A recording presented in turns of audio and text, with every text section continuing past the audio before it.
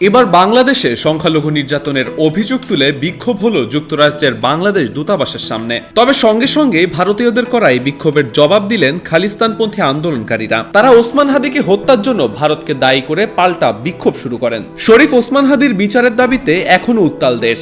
এরই মাঝে রোববার সকালে ঢাকা মেট্রোপলিটন পুলিশ জানিয়েছে, হাদি হত্যা মামলার মূল 2 আসামি পালিয়েছেন ভারতে। এ নিয়ে গুঞ্জন বেশ পুরনো হলেও সরকারিভাবে আজই প্রথম পুলিশ স্বীকার করল এই তথ্য।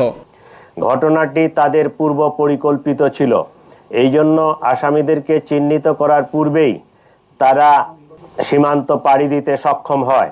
এদিকে হাদি হত্যার ইস্যু নিয়ে বেশ সরব খালিস্তানপন্থী আন্দোলনকারীরা। সম্প্রতি তাদের নেতা গুরপতবন্ত সিং পান্নুনও হাদির মৃত্যুর পর ভারতের এ ঘটনায় সম্পৃক্ততার দাবি করেছিলেন এক ভিডিও বার্তায়। এছাড়া হাদির মৃত্যুর জন্য কট্টর হিন্দুত্ববাদী সংগঠনগুলোকেও দায়ী করেছিলেন তিনি। वाहेगुरु जी का खालसा वाहेगुरु जी की फतेह।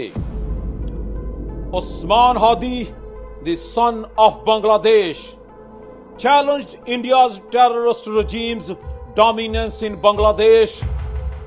He was assassinated on 18 December by Indian RA agents.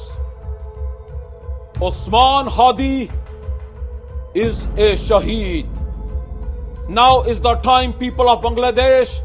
You have to hold India's Narendra Modi government accountable for the assassination of Shahid Hadi. And this starts by shutting down and locking down the Indian consulates in Bangladesh, where they orchestrated the assassination of Shahid Hadi. Remember, this is the international law. If a foreign government orchestrates assassinations and killings, their consulates must shut down. And this starts from Bangladesh, as India, Narendra Modi's government, is exporting transnational Hindutva terrorism across the world.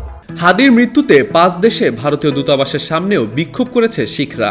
এরই ধারাবাহিকতায় যুক্তরাজ্যে বাংলাদেশি দূতাবাসের সামনে কিছু ভারতীয় বিক্ষোভের আয়োজন করলে পাল্টা বিক্ষোভ শুরু করে শিখ খালিস্তানিরা। এ সময় পরিস্থিতি সামলাতে সেখানে উপস্থিত হয় পুলিশও।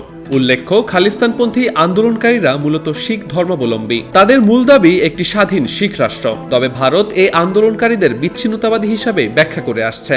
এই আন্দোলনের বহু নেতাকে হত্যা ও হত্যা চেষ্টায় ভারতের কট্টর হিন্দুত্ববাদী শক্তি ও গোয়েন্দা সংস্থার ইন্ধন রয়েছে বলে অভিযোগ রয়েছে। ডেস্ক রিপোর্ট, মানব জমিন।